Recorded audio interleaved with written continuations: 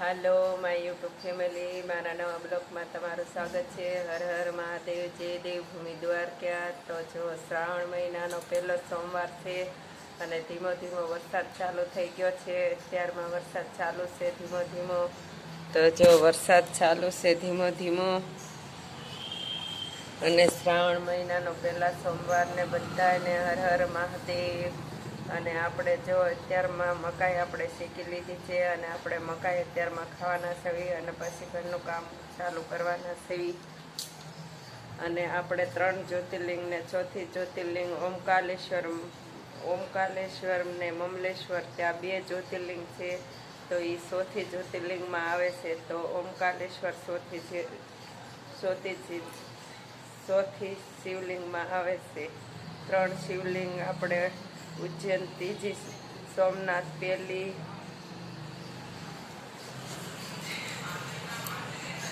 તો આપણે જો અત્યારમાં મકાઈ શેકી નાખી છે. જો આપણે જો મકાઈ શેકી નાખી છે અને હવે મકાઈ ખાવાના છે. તો આપણે હવે મકાઈ ખાઈ લઈને પછી ઘરનું કામ ચાલુ કરવું. જો આપણે બપોરની રસોઈ બની ગઈ છે.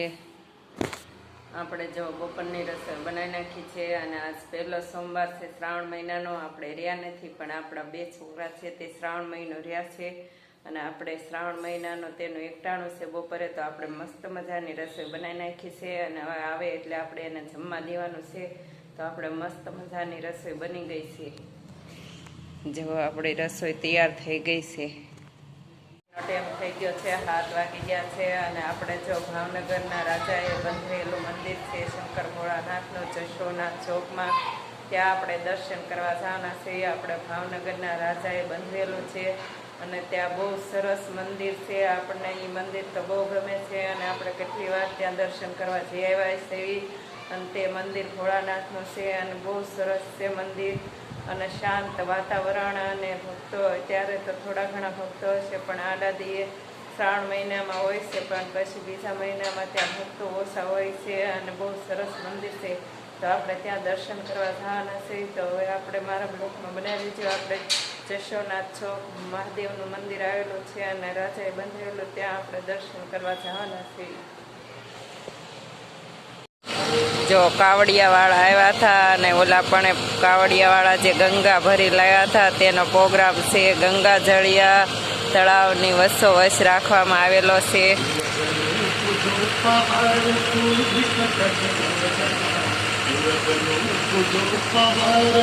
અને આ બાજુ જો નંબર કેટલા પડે.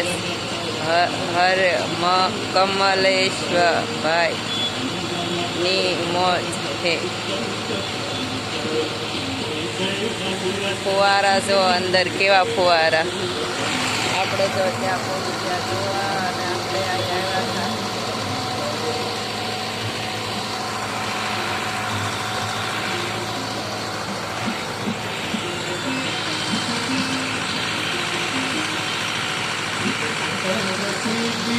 આપણે જો જશોનાથ મહાદેવ પહોંચી ગયા છે અને આ ગેટ છે અને આ મંદિર છે.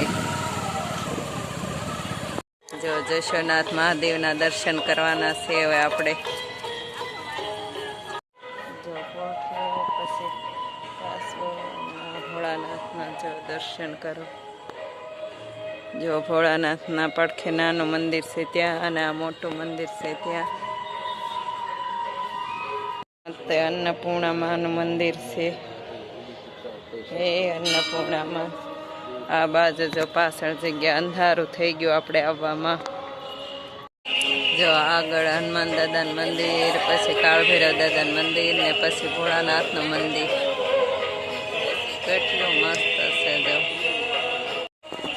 જો આપણે મસ્ત મજાના દર્શન કરી લીધા પણ આપણે પાછા જવાના છે. જો આ મેન સીડી છે ચડવાની.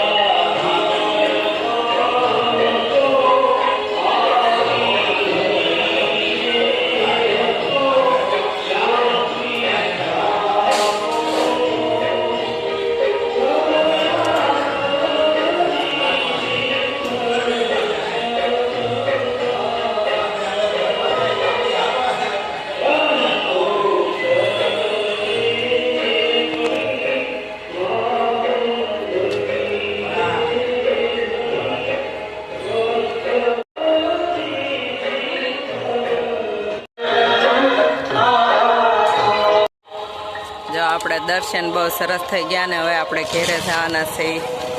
જો આપણે દર્શન બહુ સરસ થઈ ગયા ને હવે આપણે ઘેરે જવાના છે. બિલેશ્વર મહાદેવ.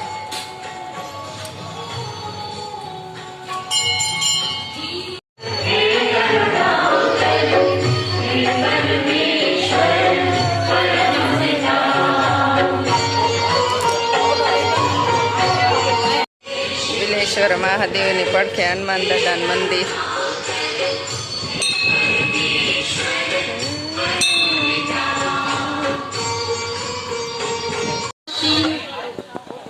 બિલેશ્વર મહાદેવ જો આપણે પ્રસાદી લઈ લીધી.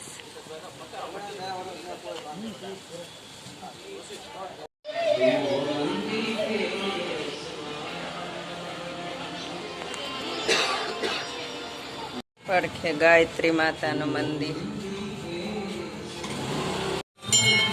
જો આપણે બહુ સરસ દર્શન થઈ ગયા છે અને હવે આપણે ઘેરે જવાના છે.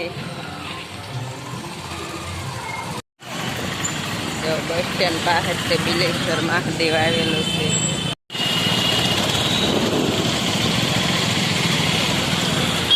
આપણે તો આજથી ગયા હતા કે આપણે જશોનાથ મંદિરના દર્શન કરશું, પણ આપણે જશોનાથ મંદિરે ગયા તો પડખે ગંગા જળિયા તળાવ છે, ત્યાં કાવડિયા આવેલા હતા, તેનો ઉત્સવ થતો હતો, તો આપણે ત્યાં પણ જોવા ગયા હતા. તો ગંગા જળિયા તળાવની વચ્ચોવચ કાવડિયાઓનું સન્માન કર્યું હતું, ઉત્સવ હતો, ત્યાં આપણે ગયા હતા. ડીજે વાગતું હતું અને આપણે ત્યાં ઊભા રહ્યા અને વચ્ચે ફુવારા પણ ચાલુ હતા. અને પછી આપણે જશોનાથ મંદિરે દર્શન કરવા ગયા. ત્યાં આપણે બેક મોડું થઈ ગયું, અંધારું થઈ ગયું હતું, એટલે આપણે જશોનાથ મંદિરે પણ દર્શન કર્યા. પણ ત્યાંથી પછી આપણે આવતા હતા તો વચમાં બિલેશ્વર મહાદેવ પણ આવતા હતા, તો આપણે બિલેશ્વર મહાદેવના પણ દર્શન કર્યા. તો બસ સ્ટેન્ડ પાસે તે બિલેશ્વર મહાદેવનું મંદિર આવેલું છે વાટમાં તે, તો આપણે ત્યાં પણ દર્શન કર્યા. દર્શન કરીને ઘેરે આવી ગયા હતા અને આપણે વિડિયાને ત્યારે એન્ટ નહોતો આપ્યો અને આપણે અત્યારે વિડિયાને એન્ટ આપી છે. જો તમને આ વિડીયો ગમે તો લાઈક કરો, શેર કરો અને સબસ્ક્રાઈબ કરો.